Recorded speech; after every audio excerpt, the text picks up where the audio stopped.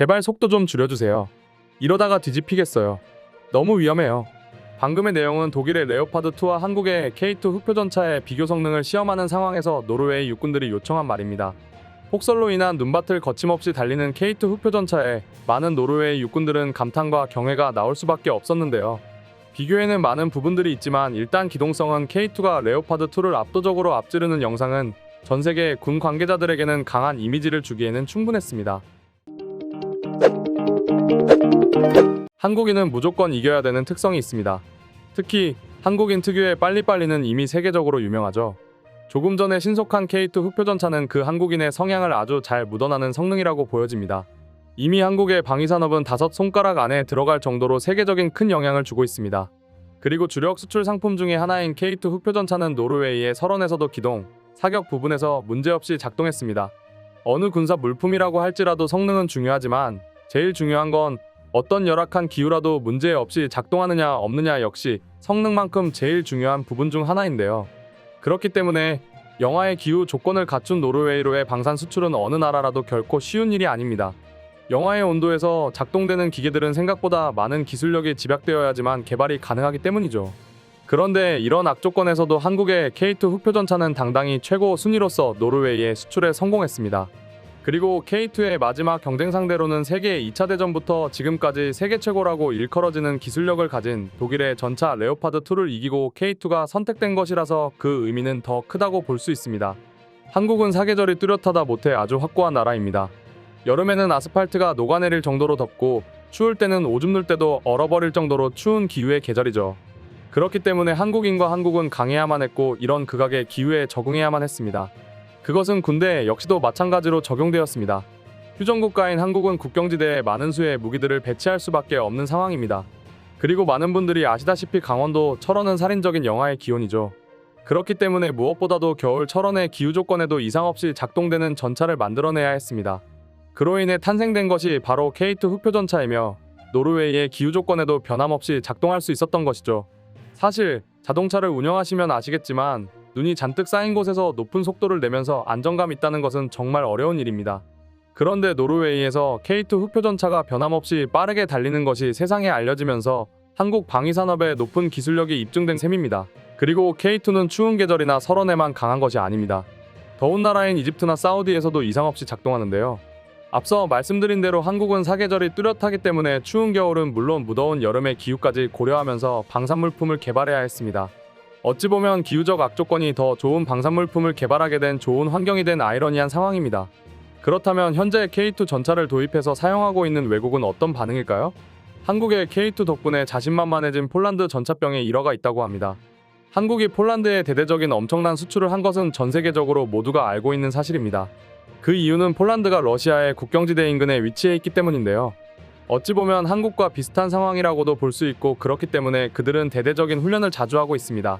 그중 대표적인 훈련으로는 드래곤 24라는 훈련이 있는데요. 서방의 모든 전차가 동원이 될 정도의 드래곤 24 훈련으로서 이때 폴란드는 한국의 K2PL 전차를, 독일은 레오파드, 미국은 에이브람스, 프랑스는 르클레르, 영국은 챌린저를 갖추고 참가했습니다. 이때 사격 훈련 당시 한국의 K2는 명중률 90%라고 확인되었습니다. 다른 나라 전차의 명중률은 보안 유지로 인해 알려지지 않았지만 확실한 건 K2가 제일 높은 명중률이라고 밝혀졌고 그로 인해 한국의 기술력 역시 입증된 것이죠. 그리고 기동훈련 역시 시행되었는데 경사로 루트를 만들어 무사히 넘어갈 수 있는지 시험하는 상황이었습니다. 이날 K2 전차는 경사로에서 직선으로 그대로 올라갔습니다. 보통 전차가 가파른 경사로를 올라갈 때는 지그재그로 올라가야 되지만 K2 전차는 한 번에 올라갔던 것이죠. 여기에서 자신만만해진 폴란드 전차병은 기행을 펼칩니다. 경사로를 쭉 올라가다가 중간에서 일부러 멈춰버린 것이죠. 아시다시피 경사로를 올라가다가 멈춘 상황에서 올라가는 것은 정말 어려운 일입니다. 하지만 그대로 다시 경사로를 올라가 버렸고 그것을 지켜보는 많은 세계 각국의 군 관계자는 경악했다고 합니다. 결국 폴란드에서 진행한 드래곤 24 훈련에서의 주인공은 K2 전차가 되었습니다. 이처럼 한국의 K2 전차는 더 많은 나라에서 그 성능을 확인하고 수입하려는 기색이 확인되고 있는데요. 그럼 지금부터 K2 전차에 대해서 외국인들은 어떻게 생각하는지 자세히 살펴보겠습니다. 현대전에서 탱크는 불필요한 거 아니야? K2가 현재 세계 최고의 탱크인 건 이제 입증이 됐지. 솔직히 가격을 보면 브라질, 칠레, 페루 정도만 살 수 있을 것 같아. 당장 전쟁 위협도 없는 나라들이 굳이 저런 고성능의 전차를 살 이유가 없지. 그래서 정확히 가격이 얼마 정도 해? 인터넷에 찾아보니까 850만 달러라고 나오기도 하고 또 다른 곳에서는 좀 더 비싸다고 하는데 말이지. 페루는 한국에 K808 장갑차를 이미 구입했어. K2는 아마 다음 대상이 될 것 같아. 페루는 한국과 무기 분야에서 긴밀한 관계야. 나도 페루가 K2를 구매할 수도 있는 가능성이 있는 것 같아. 페루가 한국 무기에 가장 적극적인 것 같아. 이미 함선 기술 이전 계약까지 했고 K808 장갑차까지 150대를 구매했으니 말이지. 페루가 구매할 수도 있지만 브라질, 콜롬비아 같은 나라가 먼저 산다면 다른 모델을 생각해봐야 할 거야. 왜냐면 그 나라들이 이미 장단점을 다 파악해서 페루의 위협이 되기 때문이지.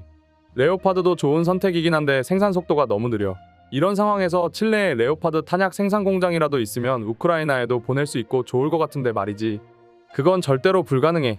칠레에는 그런 생산 기술도 없으니 말이야. 브라질도 칠레와 마찬가지지만 독일에 지금 그런 요구를 하고 있는 중이야. K2는 레오파드 1의 대체품으로는 훌륭한 것 같아. 개당 거의 1000만 달러면 난민은 불가능하다고 봄. 옵션을 낮추면 더 싸게도 가능하지 않을까? 이미 F-16 도입도 진행 중이라서 더 돈을 끌어모을 곳도 없는 게 문제로 보여. 아르헨티나에는 이미 독일과 이스라엘이 업데이트한 전차가 있어. 한국 탱크가 좋다는 건 인정하지만 우리에게는 당장 필요가 없지. 저 탱크 세계에서 가장 비싼 탱크 맞지? 가격은 일본의 10식 전차가 훨씬 비싸다고 하더군. 한국의 무기가 우수한 건 잘 알겠지만 지금 남미 국가 재정 상태가 다 안 좋아서 구매할 수 있는 국가가 없을 것 같아. 영상에 나온 것처럼 K2도 싼 건 아니지만 레오파드2보다 많이 생산되고 있어서 다른 대안보다는 상대적으로 가격이 저렴하지. 그리고 한국은 본국에 대규모로 탱크 부대를 유지하고 있고 지속적으로 업그레이드하고 있어서 구매에 대한 매력은 충분히 있어 보여. 이 말에 적극적으로 동의해. 더욱이 독일은 생산 능력이 부족해서 구매해도 언제 도착할지 모르니까 말이야. 당장 우리나라에 필요한 탱크야. 구매만 한다면 우리 국방력이 엄청나게 향상될 거거든.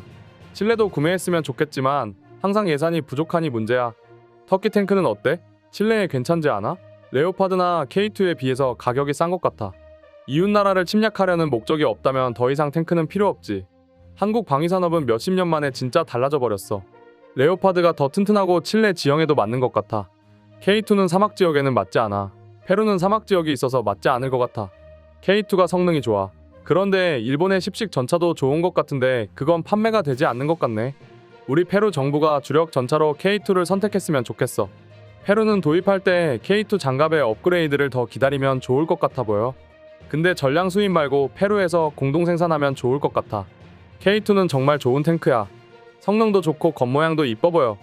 K2는 가볍고 측면 방어력이 약하다고 알고 있지. 그리고 가격도 그렇게 싸지도 않아. 폴란드에서 생산될 K2는 대규모 개량이 된다고 들었지. 러시아 군에 대비해서 측면과 후면에 장갑을 더 두른다고 하더군. 좋은 소식이야. 그렇게 되면 방어력 면에서 약점이 없어질 것 같네. 우리의 레오파드 1을 K2로 대체하면 좋겠어. K2 사면 칠레 예산이 바닥날 것 같아. 저 비싼 탱크 살 돈이 없기 때문이지. 페루는 2034년까지 9년 대화를 목표로 하고 있기 때문에 K2도 하나의 후보가 될 것 같아.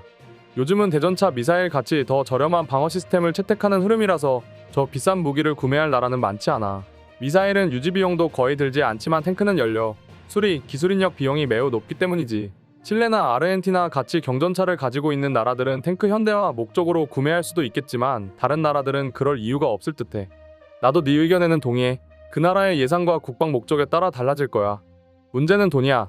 저 현대화된 탱크는 무척 비싸니까. 내 생각에 정말 K2를 사고 싶다면 매년 조금씩 사서 모으거나 아니면 그냥 레오파드 1을 업그레이드 시키는 게 좋을 것 같아. K2는 실제 전쟁에서 테스트가 된 게 아니라서 더 두고 봐야 돼. 솔직히 브라질을 제외하면 K2를 구매할 수 있는 남미 국가는 없어. 너무 비싸기 때문이지. K2는 분명 세계 최고의 탱크 중에 하나야. 그러니까 폴란드도 구매한 거지. 이상으로 K2 전차에 대한 외국인들의 반응 소개해드렸습니다.